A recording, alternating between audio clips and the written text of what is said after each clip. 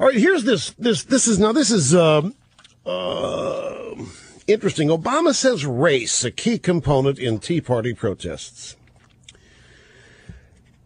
Didn't we used to hear that the only reason the right wing opposed Hillary was because she's a woman? And of course, the only reason we oppose Obama is because he's black, and the only reason we opposed John Kerry is because he's and the only reason we opposed Bill Clinton is because he's and the only reason we opposed Harry Reid is he's and the only reason that we oppose Joe Biden is that he's what? They're all idiots, folks. They're all liberals. We oppose liberalism. We don't care about the packaging. Remember this from Eric Holder, our brave Attorney General. His people, the new Black Panther Party, his people don't want to prosecute him. It wouldn't be right. It makes him feel queasy going after, quote unquote, my people, he said. Though this nation has proudly thought of itself as an ethnic melting pot and things racial, we've always been, and we, I believe, continue to be in too many ways, a nation of cowards, Holder said in remarks to his staff in honor of Black History Month. This is a couple of Black History Months ago. Now, if Obama says something in private about race relations that he won't say in public, then according to one Eric Holder, Obama's a coward. A despicable coward. And here, this is from the President of the United States. From a man elected by the people. Oh, and by the way, speaking of race being a factor at Tea Party, what was the black vote percentage for Obama? 110%? No, I'm wrong. It was 120%, maybe 130% of the black vote went for Obama.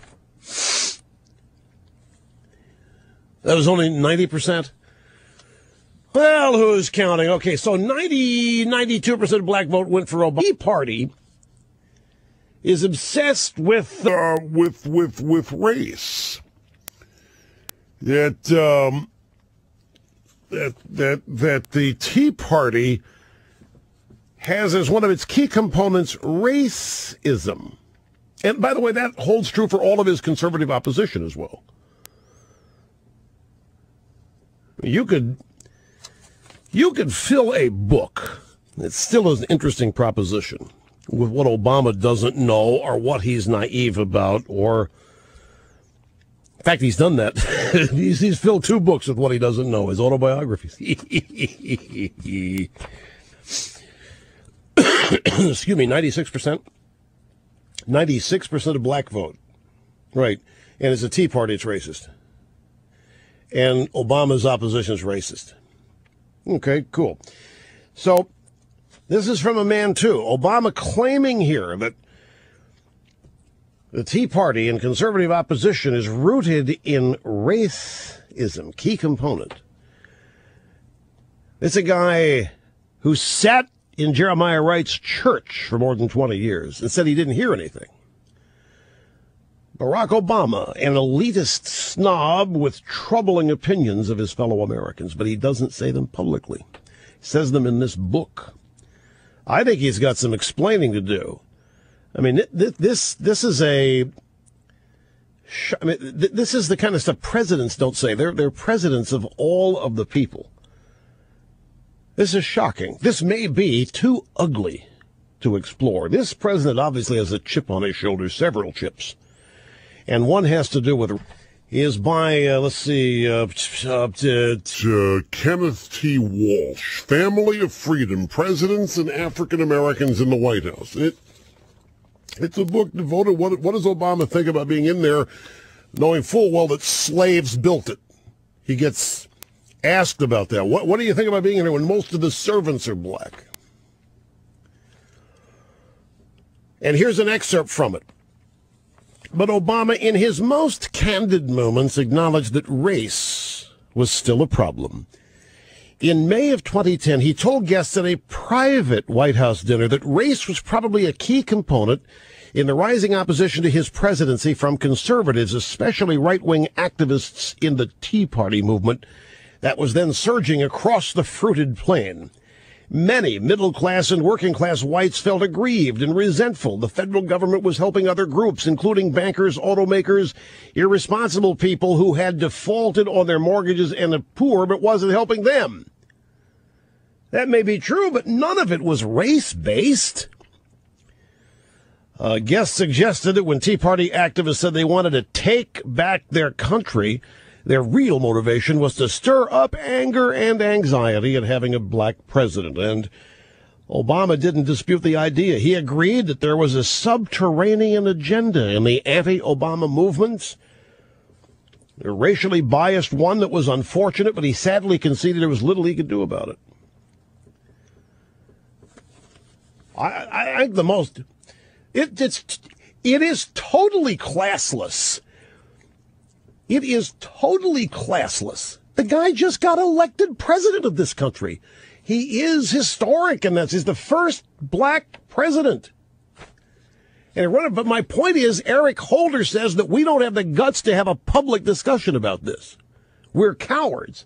Well, leading the coward parade's Obama. He doesn't have the guts to say this stuff in public, but he says it to this Kenneth T. Walsh guy from U.S. News writing this book. But let me ask you a question. How many people really think of Obama as black? I mean, apart from Chris Matthews, who's obsessed with that. One of Obama's parents was black. Undeniable. But he was raised by a white mother, by white grandparents. He went to a highly exclusive private school in Hawaii with rich white students and white teachers. He went to exclusive colleges that were practically lily white. I mean, Barry Obama is from a very white, albeit radical left cultural background. He's not from the hood. He's not from the movement. Although maybe he's right. Maybe everything is race for him. The race for the presidency. He can play upon his race, skin color to get reelected. Surely he will. Surely he is now. So it's all about making himself a victim. I'm telling you, there's a chip on this guy's shoulder, and folks, it is a factor in every policy decision he makes. Every agenda item that he has. And by the way, what Tea Party or conservative types are mad because they aren't getting enough help from the government? Is that what they're mad about? They look at the help the mortgage crowd's getting and don't see themselves getting it. They look at no, that's not what animates the Tea Party people. What animates them is the size of government, the never-ending spending, the creating of never-ending dependency, and the ultimate destruction of the greatness of the country. When's Obama going to have the courage to start calling a bitter clinger in public, and not just behind closed doors, like he did in San Francisco at the fundraiser, like in this book? Remember now, it was his own attorney general. Don't want to prosecute the new Black Panthers. Don't want to prosecute his people, quote unquote. Who says that we're cowards because we won't discuss race. Hell, even when I don't discuss race, I'm accused of it.